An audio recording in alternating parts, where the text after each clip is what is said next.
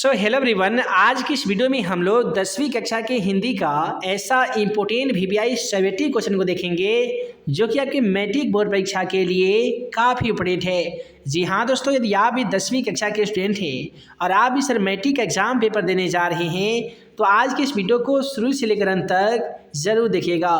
तो चलिए फ्रेंड्स, बिना समय गवाए पहला क्वेश्चन का आंसर देख लेते हैं। दोस्तों, आज का पहला सवाल क्वेश्चन नंबर 1 आता है कि जातिवाद के पोषक उसके पक्ष में क्या तर्क देते हैं। मैट्रिक एग्जाम पेपर के लिए ये क्वेश्चन काफ़ी ही ज़्यादा इम्पोर्टेंट इसलिए है क्योंकि आज तक जितने भी मैट्रिक एग्जाम पेपर हुए हैं उन सभी पेपर में लगभग 3-4 बार ये क्वेश्चन जरूर पूछा गया है। तो आसान शब्दों में इसका आंसर लिखिएगा कि जातिवाद के पोषक उसके पक्ष में ये तर्क देते हैं कि आधुनिक सभ्य समाज कार्य कुशलता के लिए श्रम विभाजन को आवश्यक मानता है। अब माने भी क्यों ना, मान लेते हैं कि सुनार का लड़का जितना अच्छे से सोने का काम कर सकता है उतना अच्छा से किसी अन्य जाति का लड़का नहीं कर सकता है। कुम्हार का लड़का जितने अच्छे तरीके से मिट्टी का बर्तन बना सकता है उतने अच्छे से किसी अन्य जाति का लड़का नहीं बना सकता है। यही कारण है कि आधुनिक सभ्य समाज कार्य कुशलता के लिए यानी कार्य को अच्छा तरीके से करने के लिए श्रम विभाजन को आवश्यक मानता है। चूंकि जाति प्रथा भी श्रम विभाजन का ही दूसरा रूप है, इसलिए इसमें कोई बुराई भी नहीं है।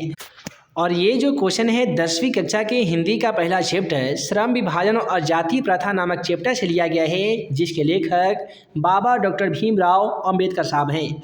अब देखिए अगला सवाल क्वेश्चन नंबर 2 कहता है कि संधि की परिभाषा लिखिए। देखिए मैट्रिक एग्जाम पेपर में हिंदी व्याकरण से भी संबंधित बहुत सारे सवाल पूछे जाते हैं, तो उसी में से एक क्वेश्चन है संधि की परिभाषा लिखें। देखिए दो या दो से अधिक वर्णों के मेल से जो विकार उत्पन्न होता है उससे हम लोग संधि कहते हैं। एग्जाम्पल के तौर पे रामा जोड़ ईस बराबर रमेश होता है, जिसमें दो वर्णों के मिलने से रमेश में विकार उत्पन्न होता है। जैसे कि रमा इसमें आ मिलता है, प्लस होता है ई, इससे मिलता है रमेश। उसी प्रकार से महा जोड़ ईस बराबर महेश। और आप सभी को बता दें कि देखिए संधि और समास दोनों एक दूसरे के विपरीत शब्द होते हैं। कैसे होते हैं? तो दो या दो से अधिक वर्ण यदि वर्णों का मेल होता है तो ये संधि कहलाता है। यहीं पे वर्णों के बदले में यदि पदों का मेल होगा तो ये आपका समास कहलाता है। दोस्तों, आप सभी को बता दें कि समास के 6 भेद होते हैं, लेकिन संधि के कुल 3 भेद होते हैं। अब ये 3 भेद होते कौन कौन से हैं? तो एक होते हैं स्वर संधि, जब दो स्वरों के मेल से जो विकार उत्पन्न होता है उसे हम लोग स्वर संधि कहते हैं। और आप सभी को बता दें कि स्वर संधि के पूरे 5 भेद होते हैं, दीर्घ संधि, गुण संधि, अयादि संधि, वृद्धि संधि। इस प्रकार से 5 भेद होते हैं। स्वर संधि के बाद में आता है व्यंजन संधि। और आप सभी को बता दें कि व्यंजन संधि किसे कहते हैं? तो जब स्वर और व्यंजन के मेल से जो विकार उत्पन्न होता है उसी हम लोग व्यंजन संधि कहते हैं। और तीसरा होते हैं विसर्ग संधि। अब आइए अगला सवाल क्वेश्चन नंबर 3 को देखते हैं। देखिए क्वेश्चन नंबर 3 कहता है कि मनुष्य की छाया कहाँ और क्यों पड़ी हुई है। आपके पाठ्य पुस्तक से काफ़ी इंपोर्टेंट सवाल ही है। कहता है कि मनुष्य की छाया कहाँ और क्यों पड़ी हुई है। तो आसान शब्द में लिखिएगा कि मनुष्य की छाया झुलसे हुए पत्थर और उजड़ी हुई सड़कों के बीच फर्श पर पड़ी हुई है, जहाँ मानव की नियति आकलन काल कल्पित मरना होगा, ये लिखा हुआ है। अब देखिए अगला सवाल आ गया कि लखनऊ और रामपुर से बिरजू महाराज का क्या संबंध था। दोस्तों, लखनऊ जो है वो उत्तर प्रदेश की काफ़ी ही सुप्रसिद्ध राजधानी है। देखिए लखनऊ में बिरजू महाराज तथा रामपुर में उनकी तीनों बहनों का जन्म हुआ था। यानी पंडित बिरजू महाराज जो इस पाठ के लेखक हैं उनका लखनऊ में और रामपुर में क्या हुआ था कि उनके 3 बहनों का जन्म हुआ था। बच्चों में यानी बचपन में पंडित बिरजू महाराज रामपुर वहाँ के नवाब के आमंत्रण पर अपने पिता के साथ नाचने जाया करते थे। यानी जब रामपुर में जो नवाब हुआ करते थे उस समय में, तो उसके आमंत्रण पर अपने पिताजी के साथ पंडित बिरजू महाराज नाच गान करने जाया करते थे। यही कारण है कि लखनऊ और रामपुर से पंडित बिरजू महाराज का जो संबंध है वो काफ़ी ही ज़्यादा गहरा है। अब देखिए अगला सवाल काफ़ी ही ज़्यादा मज़ेदार है और कहता है कि पहली बार देखे हुए बहादुर का वर्णन अपने शब्दों में कीजिए। आप सभी को मालूम होगा कि बहादुर चैप्टर से आपके एग्जाम पेपर में काफ़ी ही ज़्यादा सवाल पूछे जाते हैं। देखिए बहादुर जो है वो कहानी का नायक है। बहादुर चैप्टर का भी नाम है और उस कहानी का मेन विलेन मेन जो नायक है वो बहादुर नामक लड़का ही है, जिसका उम्र 13 से लेकर 14 वर्ष का होगा।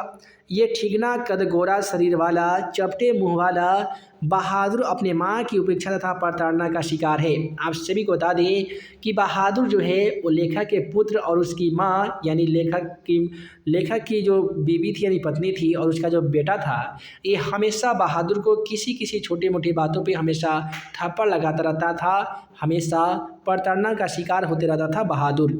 नेपाल से भागकर नौकरी करता है, यानी वो उसका जन्म नेपाल में हुआ रहता है और नेपाल से क्या करता है कि चोरी का इल्ज़ाम लगने के कारण बहादुर ने लेखक का घर छोड़ देता है और भागकर नौकरी का काम करने लगता है और अपने काम से चुस्त दुरुस्त और फुर्तीला रहता है। मार खाकर दुखी तो होता है किंतु फिर से उसे भूलकर काम में लग जाता है। उसकी लेखक के पुत्र द्वारा पिटाई तो कर दी जाती है, लेकिन क्या होता है कि कुछ देर के बाद में सारे पिटाई को भूलकर फिर से वो काम में लग जाता है। उसमें मानवीय भावनाएं हैं, उसमें मानव की जितने भी भावनाएं होनी चाहिए उन सभी भावनाएं उसके अंदर कूट कूट कर भरी होती है। मालकिन निर्मला का सेहत का ध्यान भी रखता है। उसकी जो मालकिन होती है जिसका नाम निर्मला है, उसके सेहत का खास ध्यान भी रखता है।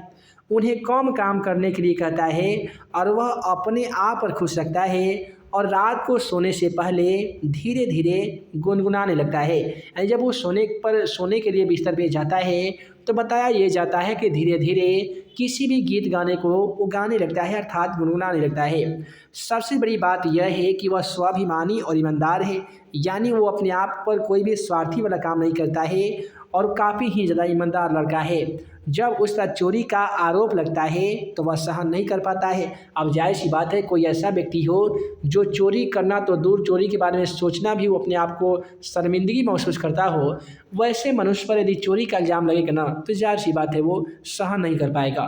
तो जब उस पर चोरी का आरोप लगता है तो वो सहन नहीं कर पाता है, अपने काम को छोड़कर चला जाता है।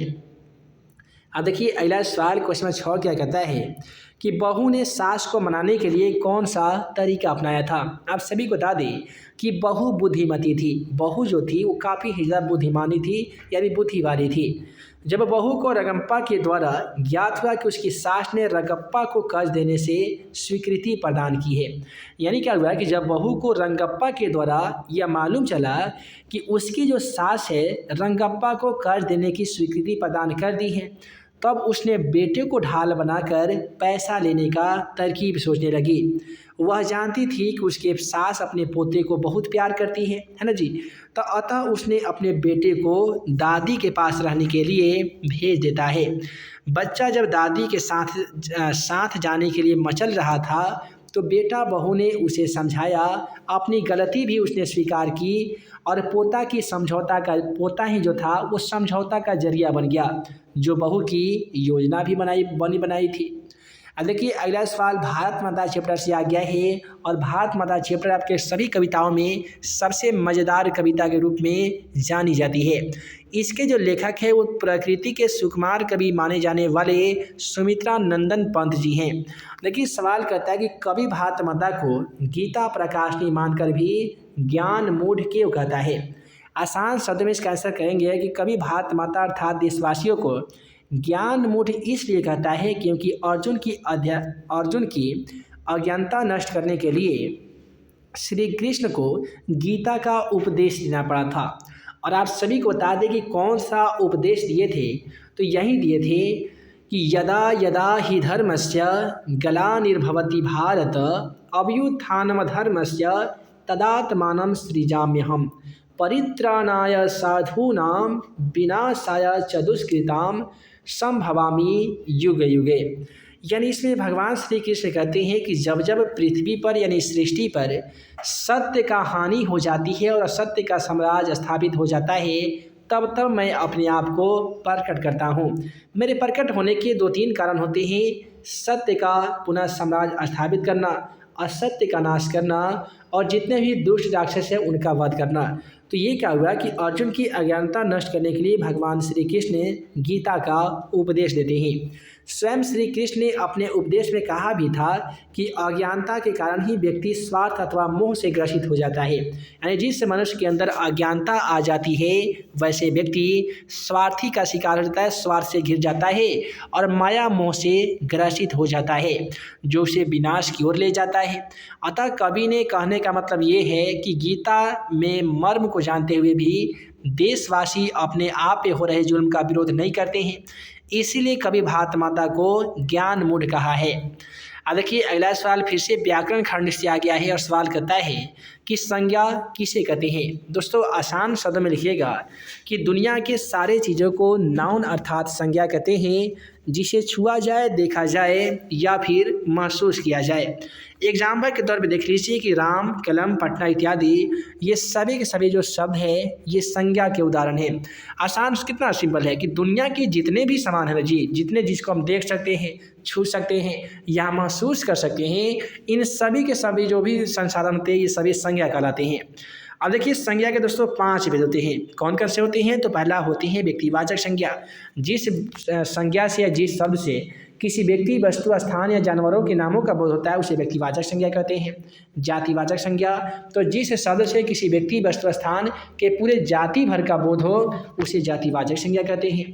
तीसरा होते हैं द्रव्यवाचक संज्ञा, तो जिस संज्ञा को हम नाप सकते हैं, तौल सकते हैं किंतु गिनती नहीं कर सकते हैं उसे द्रव्यवाचक संज्ञा कहते हैं। उसके बाद में होता है समूहवाचक संज्ञा। अवश्य समूहवाचक संज्ञा उसे कहते हैं कि जिस शब्द से किसी व्यक्ति, वस्तु, स्थान के पूरे समूह वर्ग का बोध हो उसे हम लोग समूहवाचक संज्ञा कहते हैं, जैसे कि आर्मी, स्कूल, सामुदायिक भवन हो गया। भाववाचक संज्ञा क्या होता है कि जिस संज्ञा को हम ना देख सकते हैं ना छू सकते हैं, केवल महसूस कर सकते हैं, उसे हम लोग भाववाचक संज्ञा कहते हैं। अब देखिए अगला सवाल क्वेश्चन 9 को कि मछली और दीदी में क्या समानता दिखाई पड़ी थी, स्पष्ट कीजिए। देखिए मछली और दीदी में कई प्रकार के समानता यानी एक जैसा उनमें गुण देखने को मिला। मछली जल में रहती है और दीदी घर में रहती है। मछली झोले में तड़पती है और दीदी घर में छटपटाती रहती है। मछली जो है वो पानी से निकल कर मर जाती है और दीदी घर में पिटाई से पीटती पीटती मरने की स्थिति हो जाती है। ना मछली अपनी व्यथा को प्रकट कर पाती है और ना दीदी अपनी कष्टता को प्रकट कर पाती है। तो ये सब दोनों में ये समानताएं हैं मछली और दीदी में। तो इस प्रकार से आज की इस वीडियो में हमने आप लोगों को बताया 10वीं कक्षा की हिंदी का ऐसा इम्पोर्टेंट VVI सब्जेक्टिव क्वेश्चन जो कि आपके मैट्रिक बोर्ड परीक्षा के लिए काफ़ी ही ज़्यादा इम्पोर्टेंट थे। आशा करते हैं कि आज का वीडियो आप सभी को पसंद आया हो। दोस्तों वीडियो पसंद आया हो तो एक लाइक की तो बात है, जल्दी से वीडियो को लाइक कर लीजिए। चैनल पर नए होंगे तो चैनल को सब्सक्राइब कर लीजिए ताकि ऐसे ही आने वाली हर 10वीं कक्षा का इम्पोर्टेंट क्वेश्चन का वीडियो आप सभी को मिल सके। तो हम जल्द मिलेंगे ऐसे ही 10वीं कक्षा का तमाम इम्पोर्टेंट क्वेश्चन के वीडियो लेक्चर के साथ। तब तक के लिए आप सभी को वीडियो देखने के लिए बहुत बहुत धन्यवाद।